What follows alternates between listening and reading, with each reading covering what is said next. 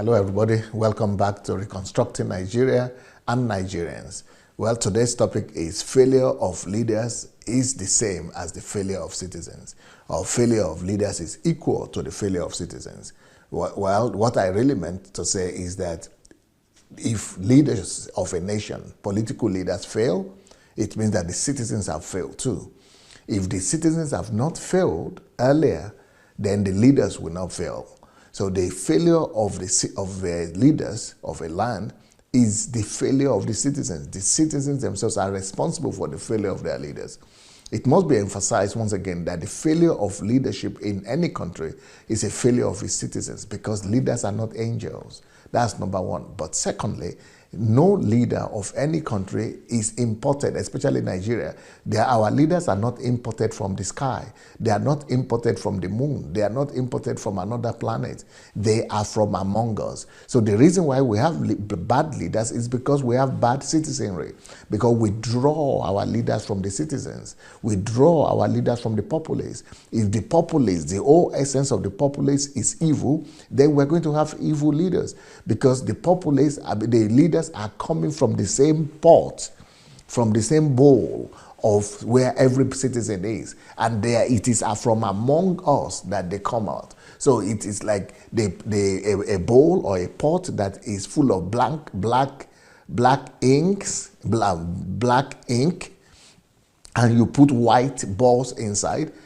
The white ball will become black immediately because of the black environment that is coming from. So if our environment, the environment of our country is that of corruption, is that of evil, is that of manipulation, selfishness, and things like that, that is the kind of leader that will come out of that pot. So the failure of leaders of the country is the failure of the citizens of the country.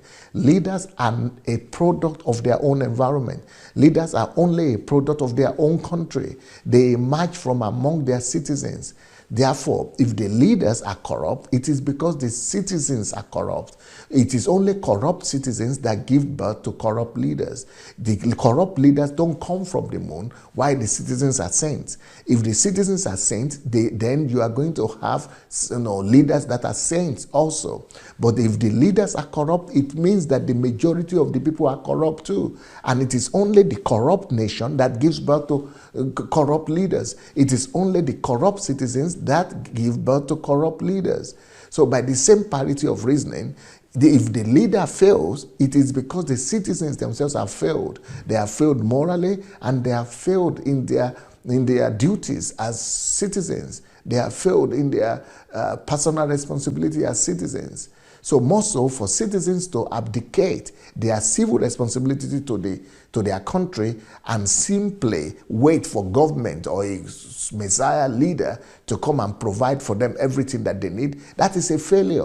When citizens begin to wait for the government to do something for them, they are admitting to their failure.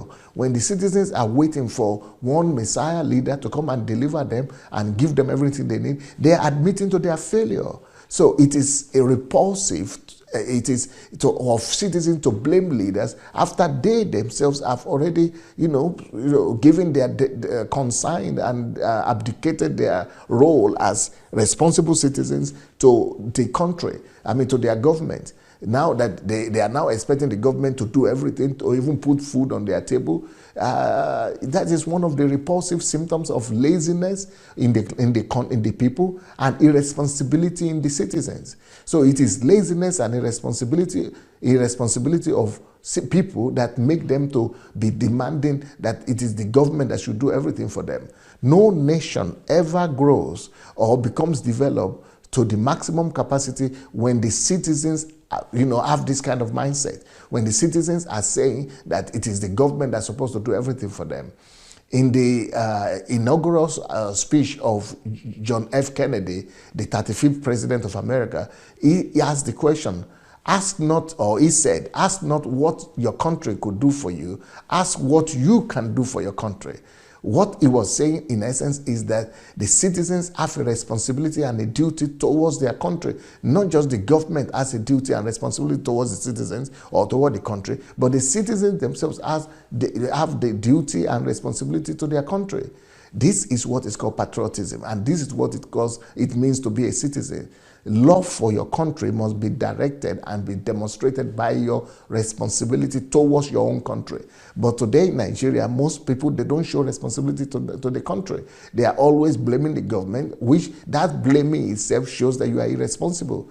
It is true that good and responsible citizens can compel the leadership of any nation to do the right thing. If our people are righteous, if our people are upright, if our people are responsible, we will force the government to do the right thing. We will force them to we will compel them to live by the righteous standard of the citizens. But when the citizens themselves don't have a righteous standard, they don't even know where the standard is, or if they know it, they themselves are compromised. And because they are compromised, they will tolerate the corrupt government. So by the same parity of reasoning, an irresponsible and immoral citizens will derail the government, because sometimes even you could have good government, sometimes you could have good leaders, but when the citizens are not developed, or when the citizens are ignorant, when the citizens are immoral, when the citizens corrupt themselves, they will derail the leaders. A lot of times I hear politicians who try to vie for office in Nigeria, who have complained that the people are demanding bribes themselves. It is not just the politicians who want to bribe, but it is the citizens that are now demanding bribes and are now demanding that you have to say to this one, say to this one. So even when you have good leaders, the citizens' corruption, the corrupt level or the corrupt character of the citizens themselves will derail the leadership.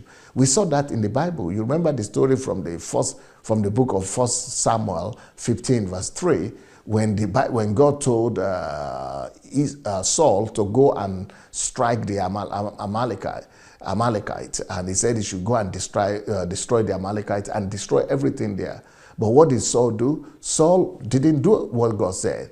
He decided to save some sheep, some oxen, some fatlings, some lambs, some goods, and even the king himself, he didn't destroy him. So, and that singular act of gross disobedience kindled the anger of God. And he sent the prophet Samuel to him to scold him for such impunity. But unfortunately, in his reply, Saul blamed the people for his failure. He said it is the people that derailed him. So this incident culminated in God's rejection of Saul from being the king of Israel. But, the people compelled him to do like that, even though he wanted to do the right thing. So it is possible that the people whose values and morals are falling, they will now be able to tolerate good leadership. They will be the one to derail or kill or assassinate the good leader. So the story above clearly reveals to us that the consequences of a failed leadership could be because the result. Sometimes the reason why we have failed leadership is because of the responsibility of the citizens. The citizens sometimes are responsible for the failure of the leader. Saul, in this particular case, failed in his responsibility as a leader because he wanted to please the people. And the people demanded that he shouldn't kill everything, he shouldn't destroy everything. So he obeyed them. He wanted to make them happy. And as a result, he lost his throne. And the people themselves lost the leadership of God upon them. Before Saul, even when God was the king over Israel, Israel as a nation came to demand that they don't want the leadership of God. Let them put a king for them. So the citizens themselves play a major role in the success or failure of leadership. So these things happen, and I think that in Nigeria we've also had good leaders. We've had good leaders. We had Muritala Muhammad, and he was killed. We had people like Nnamdi Azikiwe, Tafawa Balewa, and they were removed from the authority. One was killed, one was removed. We had leaders like even Buhari in the first time when he came, and Idi Agbon, they were removed. We had Obasanjo. The citizens themselves demanded that he would not stay for the third term. And then when he left, the country collapsed again, even though he brought the country out of a very terrible situation. But it is the citizen that demanded that he should not stay for third term, he should not stay again. And now we have what we have. So instead of the citizens to lead, instead of the citizens to demand for a higher standard of morality, they rather brought the country down, or the leadership down. The bottom line of what I'm saying is that while many leaders in this country, in our country, have significantly failed, the citizens themselves have largely failed by not imbibing godly virtues in themselves, godly character, and conduct expected of responsible citizens.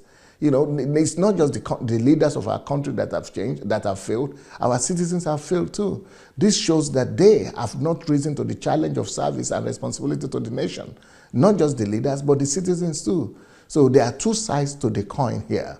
There is the responsibility of the leaders to give leadership and to give godly leadership, but there is also the responsibility of the citizens to be able to follow and to be able to also, imbibe the right character and the right value system for themselves. So right now, I think that one of the greatest problems that Nigeria has is the failure of the value system. Our people don't have values. We have not imbibed the right value system. And we shouldn't wait for the leaders to come and bring that upon us. Let's arise as citizens ourselves and begin to teach in every village and every town the right values to our people. Let social organizations arise. Let individuals arise to begin to imbibe and teach the right values, godliness to our people. So a citizen, at the end of the day, the citizens will always get the kind of leaders that they deserve.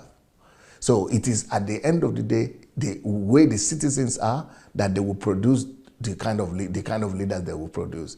If the citizens are corrupt, the leaders will be corrupt. If the citizens are upright, the leaders will be upright. So if our citizens uphold and celebrate wrong values, then we cannot expect our leaders to uphold and celebrate the right values. They will also uphold and celebrate the evil values. But if our citizens will uphold and celebrate the godly values, the right values and virtues, then we will have such leaders as well. This is the way the old world works, and Africa and Nigeria cannot be an exception. So let's work with our citizens. Let's work for them to be able to get the right values. Let's work to change the content of character of our people. Let's help them to imbibe the right virtues and values and character and godly standards. Once our citizens have that, we will not have problem of leadership anymore. For the love of God, church and nation. Peace.